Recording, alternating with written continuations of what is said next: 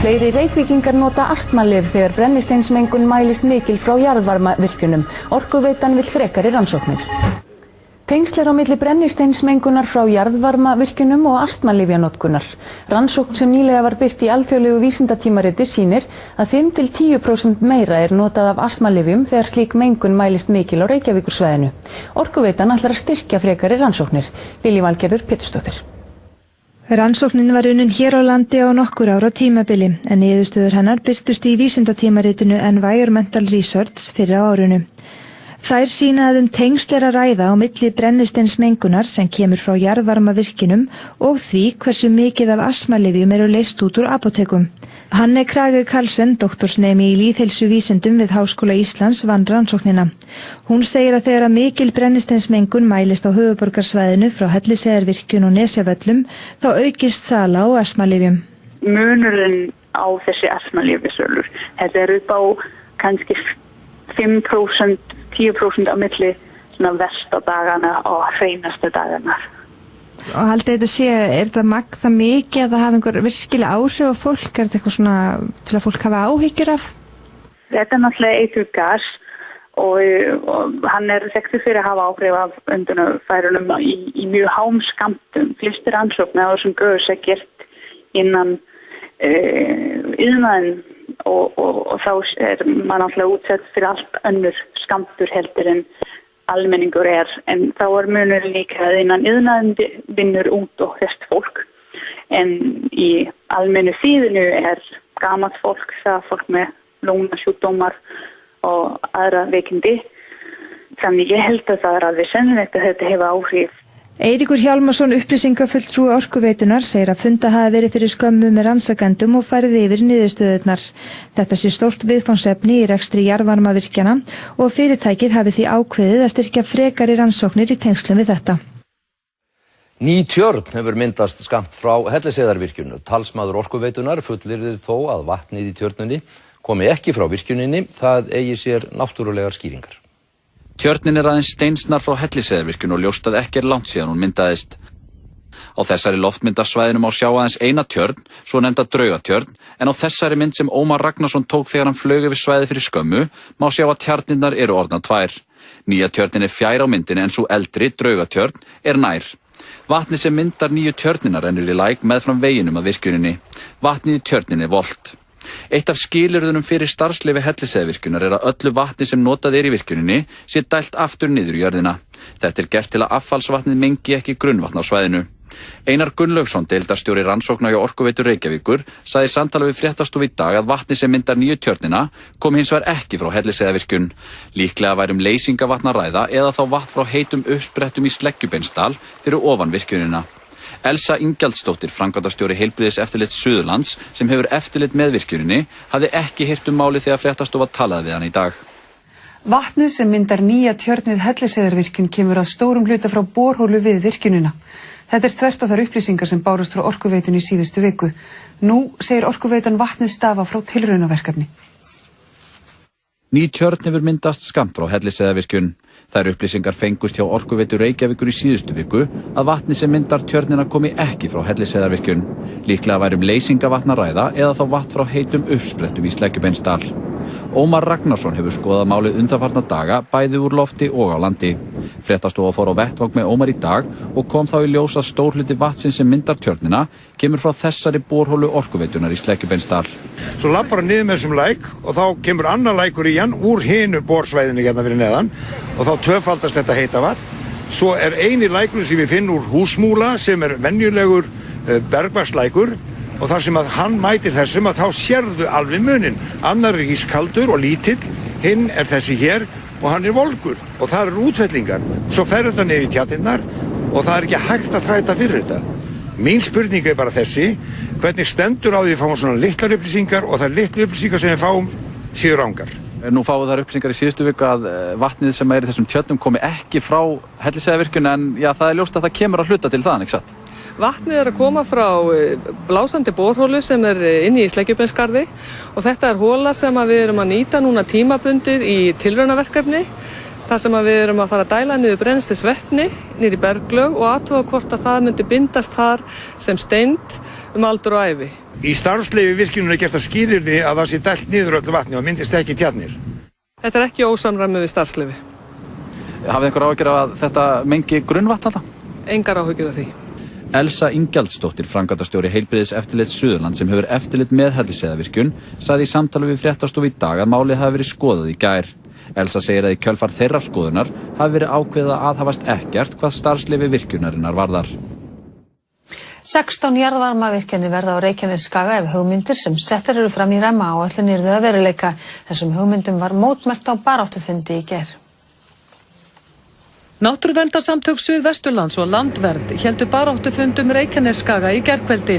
Þar var farið yfir hugmyndir jarðvarmavirkjanir eins og þær eru settar fram í rammaáætlun. Samkvæmt henni yrðu 16 jarðvarmavirkjanir á Reykjanesskaga frá Reykjanestá og að Þingvallavatni. Þar eru nú þegar 4 virkjanir.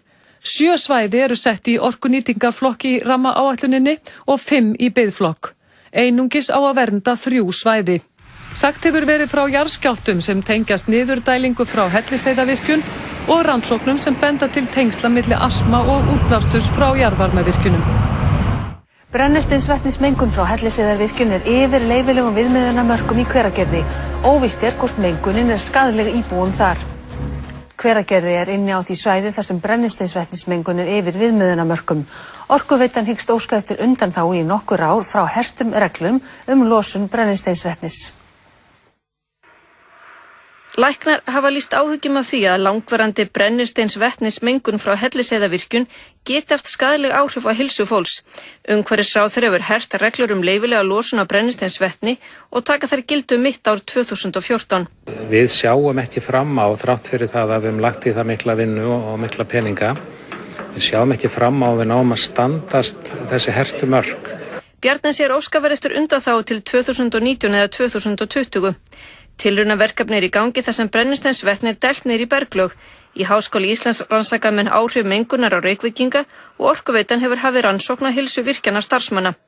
Á ársfundi Orkuveitunnar í dag var sýnt það svæði þar sem brennisteinsvetni fer yfir viðmiðunarmörk og væri þynningarsvæði miðað við útreikninga.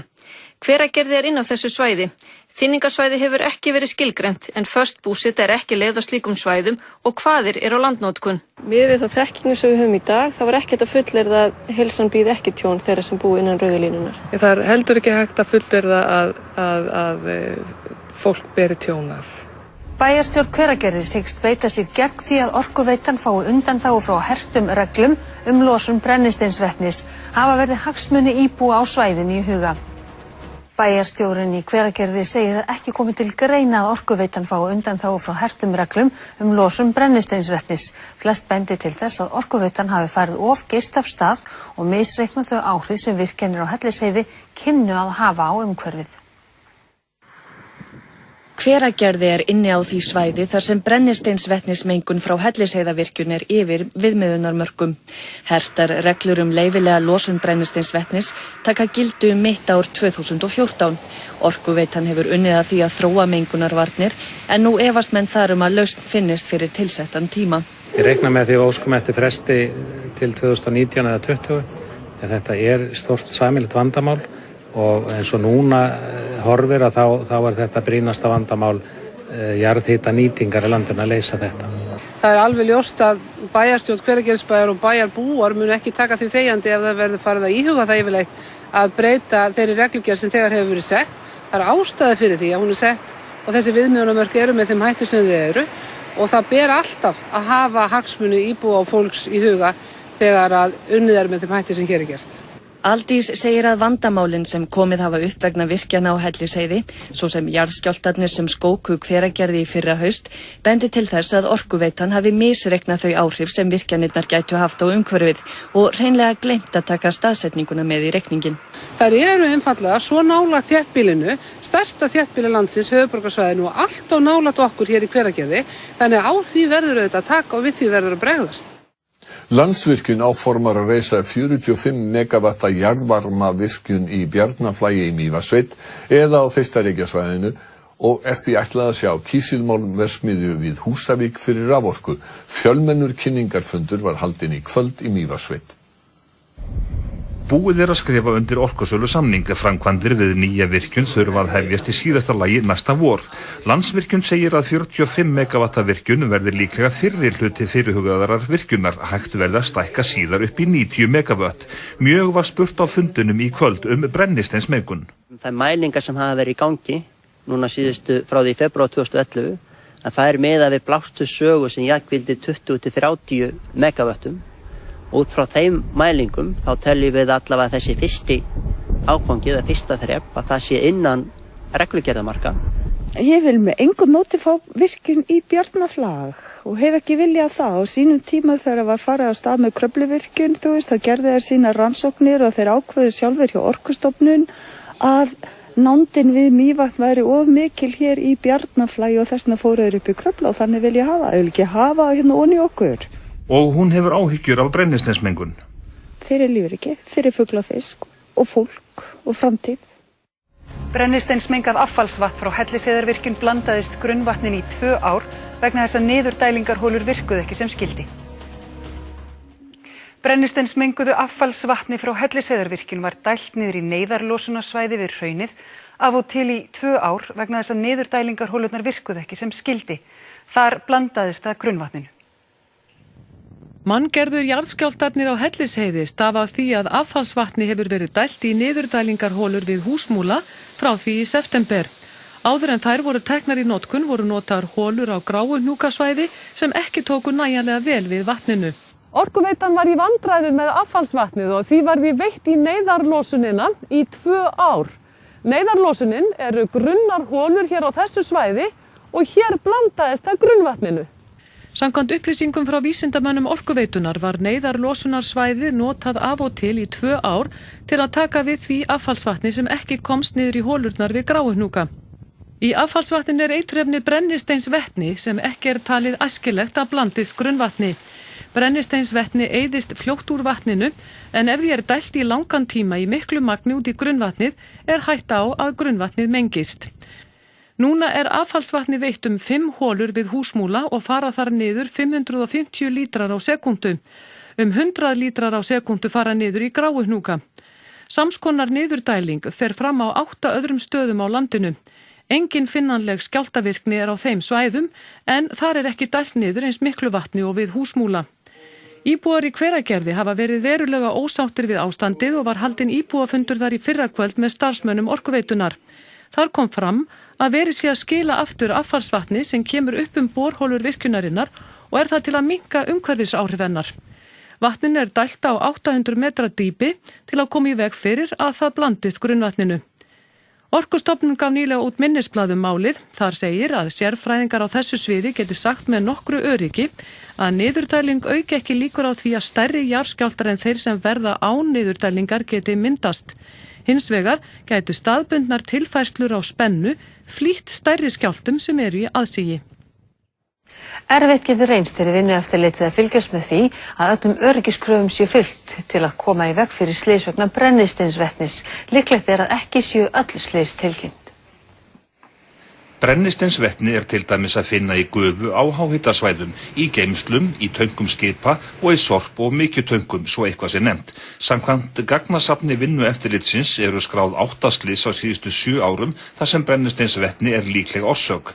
2 menn létu lífið árið 2008 þeir voru við störf í jarðvarmavirkjun. Í fyrra misti maður meðvitund við löndun úr fiskiskipi og árið áður voru 3 í hættu vegna slys í jarðvarmavirkjun. Þá er vinnueftirlitinu kunnugt slys þótt ekki hafi verið tilkynnt þau. Dæmi að starfsmenn íslenskra orkurannsókna hafi á undanförnum árum fengið aðsvif eða orðið ómótt vegna leka á brennisteinsvetni í borholuhúsum. En hvernig er vinnueftirlitið í stakk búið til að fylgjast með öllum þáttum? Það er mjög erfitt vegna þess að þetta er það margir staðar og það eru fáir í eftirlitinu hjá vinnueftirlitinu.